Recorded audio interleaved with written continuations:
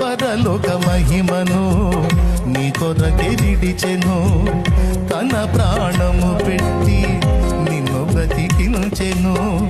ఇంత చేసిన వాడు నీకు దూరమవుతాడా? సందేహమును వీడి సిలువ దర్శనము పొంది బ్రతికితే క్రీస్తు కొరకే, చావైతే లాభమనుకో. బ్రతికితే క్రీస్తు కొరకే, చావైతే లాభమనుకో. ప్రాణమా